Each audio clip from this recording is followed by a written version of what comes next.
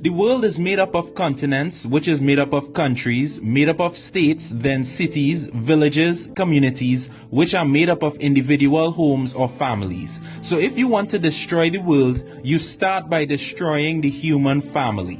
Now, God's design of the family is God, who is the foundation and source, the father, who is the provider, protector, and disciplinarian, as well as teacher, the mother, who is the nurturer, caregiver, emotional support, and teacher, and the children, who are the offspring. The children are the future of the world. So the first step in destroying the family is to remove the most important person, God. You do this by removing God from the education system and pushing the agendas that there is no God, the Bible is outdated, science is fact, God is fiction, and whatever else nonsense people believe these days. The next step in destroying the family is the removal of the father. This step is much easier now that God is gone. You see, because godless homes produce young adults with a morally corrupt lifestyle. Slack, godless women go about giving up their womb to multiple men outside of marriage. Weak, godless men go about creating children that they have no intention of fathering. This usually results in what we call single-parent households, most of which the mother only remains and the father is excluded. Fatherless homes proliferate fatherless homes, and now you're left with an epidemic of broken family units, with no God and no father.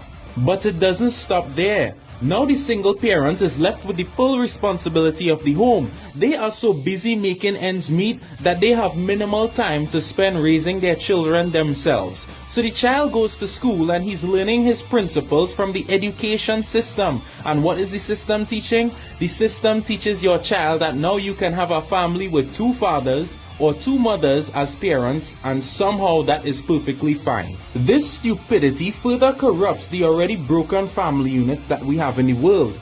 Now you're left with homes that have no God and no father. Some have no mothers. Some have two mothers, two fathers. It's a complete mess. Now the result of broken, godless homes is that it produces morally weak offspring.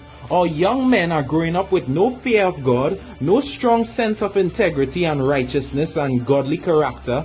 Our young women are growing up with no sense of chastity, no humility or loyalty, experts in manipulation, and the list goes on. So these faulty, misguided youths evolve to become corrupt politicians, fraudulent judges, unethical policemen, ruthless criminals, dishonest businessmen, greedy pastors, all who pollute and dismantle our communities, states, and nations. Now you have a selfish and cold world where no one loves or respects their neighbor, everyone fights for themselves, family becomes enemies, close friends backstab each other, nobody could be trusted. It's country against country, nation against nation, mankind divided against himself and destroying his own race.